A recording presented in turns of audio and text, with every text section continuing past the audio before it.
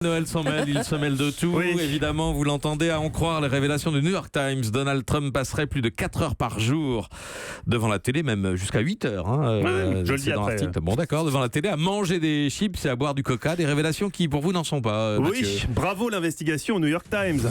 Donald Trump passerait jusqu'à 8 heures par jour devant Fox News à bouffer des Oreo cookies. Bah oui, on se doutait bien qu'il lisait pas Proust en sirotant de l'eau de coco.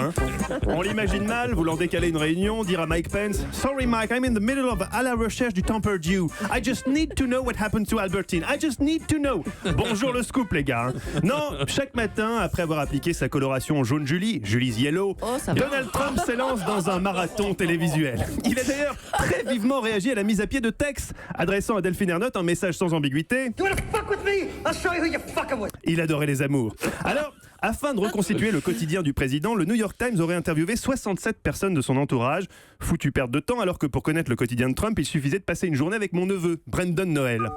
7 ans, connerie sur connerie. Et de même que dimanche, au zoo, alors que la dernière fois il avait déjà empoisonné les pingouins en leur filant des mentos, Brendan s'est dit tiens, et si cette fois je donnais des Pringles aux girafes? Hier, alors qu'il venait de sécuriser le Proche-Orient en décrétant Jérusalem capitale d'Israël, Donald s'est dit tiens, quelle est l'annonce la plus con que je pourrais faire aujourd'hui alors qu'un nouvel attentat vient d'avoir lieu à New York? Ah oui, je sais, je vais dire qu'il faut envoyer des Américains sur la Lune. Le timing était effectivement parfait pour signer une directive demandant à la NASA de réfléchir à la création d'une base lunaire. L'urgence se faisait vraiment sentir.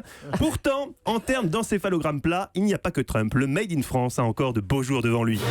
Puisqu'à la veille de la sortie mondiale du dernier Star Wars, Béziers accueillait hier en avant-première une nouvelle production Ménard, Le Pire contre-attaque. Longtemps limité au jeu de mots sur le nom de leur ville, tu aimes Béziers, j'adore Béziers, surtout la nuit, haha, elle est bonne à Béziers, haha, ou aux moqueries sur leur accent, Bonjour. les Biterrois ont découvert hier l'humour de Robert Ménard, leur maire. Un humour fédérateur au travers d'une affiche réclamant l'arrivée du TGV en Occitanie. Alors attention à pas vous péter une côte, on va spoiler. Une femme est ligotée, couchée sur les rails de chemin de fer. Alors déjà c'est marrant, mais mieux, une vieille locomotive arrive et la femme hurle à l'aide, terrorisée avec ce slogan rieur. Avec le TGV, elle aurait moins souffert. C'est bon de rire. Oh, ça va Patrick, soyez pas aussi paranoïaque que Laurence Rossignol, qui a décidé d'engager des poursuites sous prétexte que cette affiche serait en plus un infâme clin d'œil au fait divers d'une femme décédée sur les rails d'une voie TGV en 2014. Non, Robert Ménard s'en défend et déclare, je cite, « Cette image fait référence à l'univers du western. » Et oui Patrick, de même que les affiches de propagande pour les jeunesses hitlériennes faisaient juste référence à l'univers du scoutisme. Comme le disait Goebbels, Il ne faut pas avoir honte d'être gay.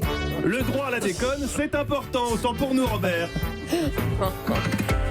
Mathieu Noël, rien ne s'oppose à midi. Rien ne s'oppose jamais à midi et encore Jamais. moins aujourd'hui puisqu'on va tout comprendre du Brexit grâce à un certain Axel de Tarlet dont il se dit qu'il est un bon économiste. Ah, il va nous parler du Brexit, très bien.